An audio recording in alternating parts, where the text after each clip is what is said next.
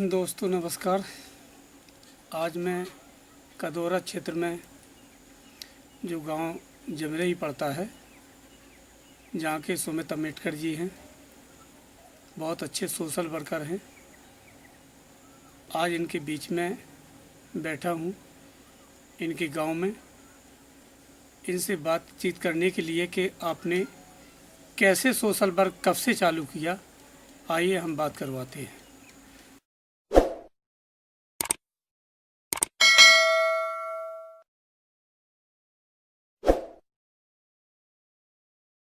सुमित जी, जय भीम नवोदय। सभी साथियों को मेरा क्रांतिकारी जय भीम। बताइए सर। तो आप ये बताएं, आपकी शिक्षा कहाँ तक है? सर मैं अभी वर्तमान में हाई स्कूल कर रहा हूँ। हाई स्कूल कर रहे हो जी। तो सोशल वर्क आपने कब से करना चालू किया? सोशल वर्कर को करीब मेरे को हो गया 2 साल।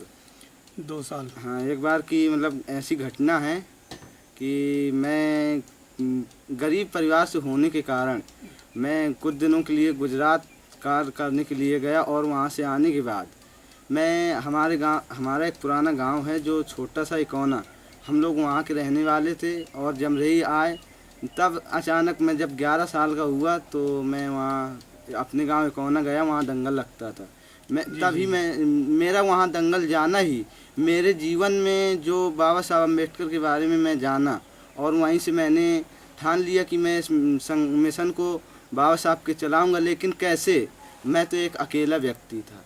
तभी कुछ समय बाद फिर मैं गुजरात में गया, राजकोट ज़िले में, और वहाँ कार्य करता रहा। और आने के बाद मैं अपने यहाँ जब गांव आया तो वो समय आ गया था शायद ही जिस समय मिशन कांशीराम, मैं भी कांशीराम संगठन माननीय जयप्रकाश जी के द्वारा चलाया गया, और मैं वहाँ से सोशल वर्कर बना।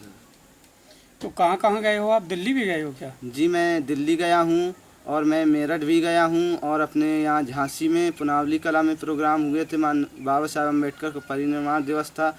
और मैं राजस्थान भी गया हूँ, राजकोट के गुजरात में भी मैंने बसपा की मीटिंग की है। और मैं हर जगह, हर ज़िले, हर गांव, हर शहर में मतलब अपने ऐसा एक समाज बनाना चाहता हूँ। आजकल आप देख रहे हैं, मेरे महापुरुष ने कहा था कि शिक्षित बनो, लेकिन हमारे बाबा साहब ने ये भी कहा है कि ऐसी शिक्षा कोई काम की नहीं जो समाज का उद्धार न कर सके। जैसा कि मैं एक उदाहरण छोटा सा बता रहा हूँ। हमारे कदौरा थाना का है कि मैं जा रहा था चतेला के लिए, तो वहाँ पे हमारा थाना पड़ता है। तो एक व्यक्ति को पुलिस ने पकड़ा और उससे कहा कि चालान, उसके पास कागज़ नहीं, तो उसका चालान काटा 500 रुपये का। 500 रुपये का चालान काटा। इसके बाद उसको एक तमाचा मारा। जब उसको तमाचा मार दिया तो उसने 500 रुपये निकाल के चुपचाप दे दिए और वो जाने लगा। तो मैंने उस व्यक्ति से पूछा कि आप ये बताइए कि आपने क्या पैसे देकर शिक्षा प्राप्त की है? बोले क्यों? मैंने कहा आप BSc और B.Ed किए हुए हैं, लेकिन आप मतलब ऐसा कार्य कर रहे हैं कि जैसे आप अशिक्षित हों। ये व्यक्ति अभी आपको 500 रुपये भी वापस देंगे और आपसे माफ़ी भी मांगे। बोले ऐसा कैसा होगा? मैं वहाँ पे गया और मैंने उस पुलिस वाले से पूछा।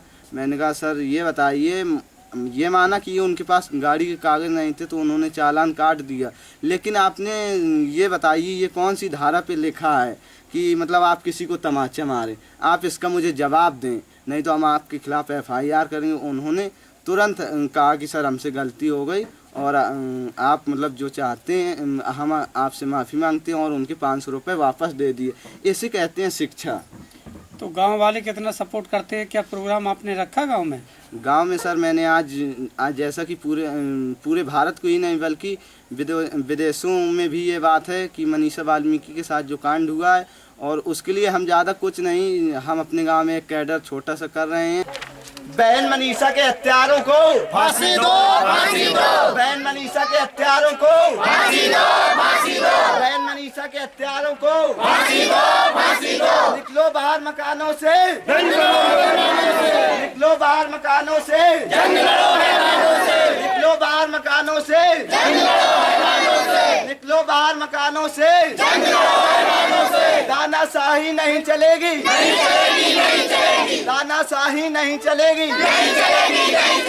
मोदी योगी होश में आओ, मोदी योगी होश में आओ। बहन मनीषा के हत्यारों को, बहन मनीषा मनीषा के हत्यारों को फांसी दो।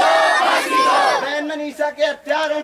लेकिन हमारे गांव के करीब आप सभी लोगों को पता है कि 50% हमारे समाज के लोग हैं, फिर भी उसमें कुछ 10% लोग ही 5% लोग ही हमारा सपोर्ट कर रहे हैं। बाकी हमें जो सपोर्ट मिलता है वो बाहर के लोगों से। जैसे हमारे कुछ साथी हैं, मैं उनके नाम बताना चाहूँगा। जैसे अगर हमें आज इतनी सोशल वर्कर और बोलने की प्रेरणा मिली है तो वो हमारे माननीय जयप्रकाश जी हैं और माननीय हमारे बुंदेलखंड प्रभारी मिशन कांसीराम के भगवान सिंह यादव जी हैं। बुंदेलखंड जो अध्यक्ष हैं माननीय विक्रम सिंह रोढ़ा जी हैं एवं बुंदेलखंड सचिव जो रूप सिंह चौधरी जी हैं एवं बुंदेलखंड महासचिव राम अवतार राजा व बुंदेलखंड सचिव जो हमारे सामने आज बैठे हैं हमारे ऐसे गुरु माननीय राम कुमार राही जी हैं और कई लोग हैं ऐसे जिन्होंने हमारा सपोर्ट किया। तो सुमित जी, जब आपको देखते होंगे लोग बाग, जी उम्र तो आपकी बहुत छोटी है, जी कुछ ये सोचते होंगे कि इतनी छोटी सी उम्र में इतना बड़ा काम करके दिखाया है, तो लोगों को कैसा लगता है? लोगों को शायद अच्छा ही प्रतीत होता होगा क्योंकि इतनी छोटी सी उम्र में आप भी जानते हैं कि इतना मतलब सोशल वर्कर कोई नहीं कर सकता।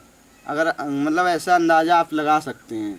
हमने ये भी सुना कि आप घर पे बहुत समय कम देते हो, ज़्यादातर फील्ड में समय ज़्यादा गुजारते हो। जी, मैं घर पे कोई भी काम हो, कोई भी मतलब अगर मीटिंग लगी हो तो मैं पहले मीटिंग पे ध्यान देता हूँ, मैं अपने कार्य पर ध्यान नहीं देता हूँ।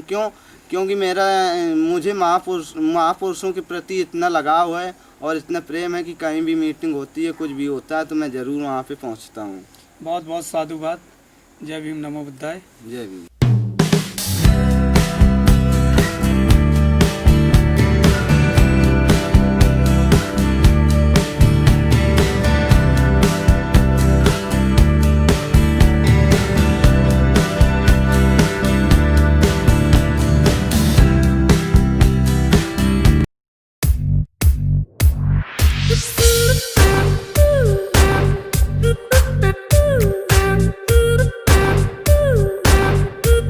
Thank you.